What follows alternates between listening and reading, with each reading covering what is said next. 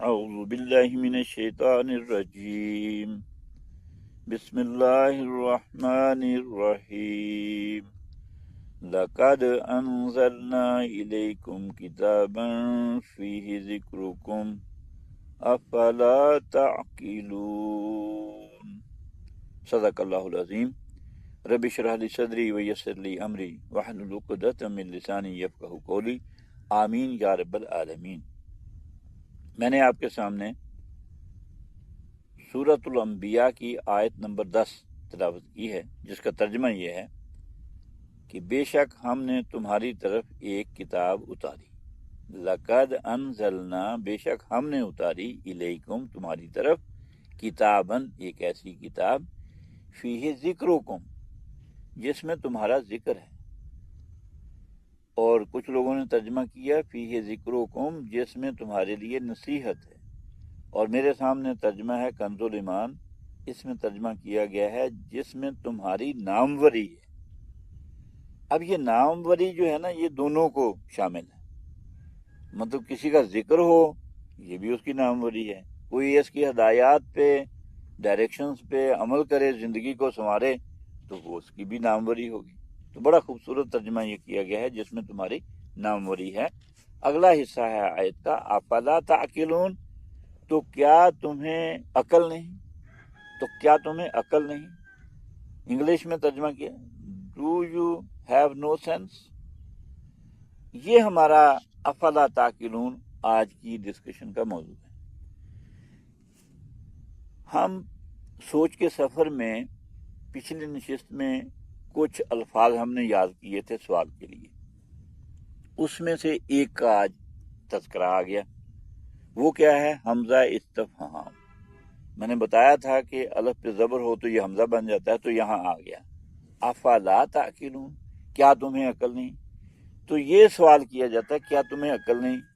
تو آپ سوچیں جواب، ہم میں سے تو ہر کوئی بڑا عقل مند ہے، تو ایسا تو نہیں ہم کہیں جی نہیں ہمیں عقل نہیں ہے۔ تو جب یہ عقل ہے ہمارے پاس تو دعوت یہ دی جا رہی ہے کہ عقل کو قرآن کے سمجھنے میں استعمال کرو۔ ساری عقل دنیا بنانے میں لگا رہے ہو تو اللہ کے حکم کو سمجھو، اس کے مطابق زندگی کو بناؤ تاکہ دنیا بھی بن جائے، آخرت بھی بن جائے۔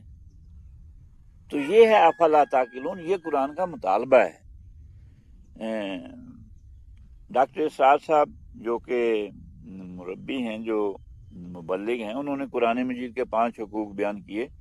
قرآن کا اچھا پڑھنا تجوید کے ساتھ، اس کے مفہوم کو سمجھنا، اس کو عمل میں لانا اور اس کو دوسروں تک پہنچانا، پھر اس کے شریعت کے نفاذ کی کوشش کرنا، یہ 5 حقوق بیان کیے ہیں۔ آپ ذرا غور کریں کہ ان سارے کاموں کے لیے سوچنا کتنا اہم ہے۔ سوچ آپ کا بنیادی کردار ادا کرتی ہے۔ اگر تجوید سیکھنی ہے، اس کے مفہوم کو سمجھنا ہے، عمل میں لانا ہے، دوسروں کو پہنچانا ہے، تو سارا سوچے بغیر تو نہیں ہو سکتا ہے، پلان کریں گے تو کچھ ہوگا۔ تو یہ کہا جا رہا ہے کہ آپ اپنی عقل کو، اپنی صلاحیتوں کو استعمال کرو قرآن کے سمجھنے میں، سمجھانے میں، عمل میں لانے میں۔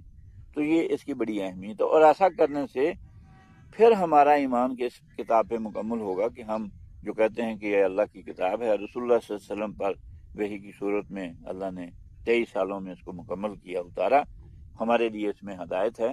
تو یہ ساری باتیں تب سمجھ آئیں گی جب ہم اس کو سوچیں گے۔ یہ جملہ جو ہے افلا تعقلون، قرآن مجید میں دوسرے مقامات پر بھی کئی جگہ آیا ہے، جس میں سے چند حوالے میں دے رہا ہوں۔ وہ آپ از خود، وہاں بھی یہ کہا جا رہا ہے کہ کیا تمہیں عقل نہیں، do you have no sense. لیکن اب ہم ان آیات کو خود سے پڑھیں، ہر کوئی اپنے مطالعے میں لائے۔ وہ آیات ہیں سورۃ البقرہ میں 2 دفعہ آیا، آیت کے اینڈ میں افلا تعقلون، ایک ہے آیت نمبر 44 اور دوسری ہے آیت نمبر 76۔ پھر سورۃ آل عمران، اس میں آیت 65 میں یہ بات آئی۔ پھر سورۃ الانعام میں یہ بات کہی گئی ہے آیت نمبر 32 میں، اینڈ ہو رہی ہے آیت افلا تعقلون۔ پھر سورہ اعراف میں آیت نمبر 169، پھر سورہ یونس میں آیت نمبر 16، اور پھر سورہ ہود اس کے ساتھ جڑ کے آ رہی ہے، اس میں آیت نمبر 51، اس کے بعد ہے سورہ یوسف، اس کی آیت نمبر 109، اور پھر یہی سورۃ الانبیاء، اس کی ایک دوسری آیت بھی ہے جس میں یہ بات کہی گئی، وہ ہے 67، اور جو آیت آپ نے سیکھی ہے جس کا نمبر ہے 10۔ یہ وہ مقامات ہیں جہاں یہ کہا گیا افلا تعقلون۔ اس سے ہمیں پتہ چلتا ہے کہ قرآن مجید اپنے اوپر غور و فکر کرنے کو، تدبر کرنے کو کتنی اہمیت دیتا ہے، اور یہ ہم سمجھتے بھی ہیں، لاجیکلی بھی ہم سمجھتے ہیں کہ اگر انسان اس پہ غور و فکر نہ کرے تو بہت سی بنیادی چیزیں جو ہیں اس کے علم میں نہیں آتی، اور وہ اس میں سنجیدہ نہیں ہوتا۔ جب سوچتا ہے کہ میں کیا کہہ رہا ہوں، اللہ کا کلام مجھے کیا میسج دے رہا ہے، تو پھر اس کے عمل میں تبدیلی آتی ہے، اور یہی ریکوائرڈ ہے۔ تو آج کا سوال جو ہم نے سیکھا وہ ہے افلا تعقلون، کیا تم سوچتے نہیں، کیا تمہیں عقل نہیں، do you have no sense? یہ سوال تھا جو رب العزت سارے انسانوں سے پوچھتے ہیں۔ تو یہ آیات میں نے آپ کے سامنے رکھی ہیں، ضرور ان کو کسی نہ کسی تفسیر میں پڑھیے، تو اس سے آپ کا انٹلیکچوئل ڈیولپمنٹ ہوگی، پرسنالٹی آگے بڑھے گی، آپ کے سوچ میں اور ترقی ہوگی۔ اللہ تعالیٰ ان باتوں پہ ہمیں عمل پیرا ہونے کی توفیق عطا فرمائے۔ اقول قولی ھذا استغفر اللہ لی ولکم اجمعین، جزاک اللہ خیر و احسن الجزاء۔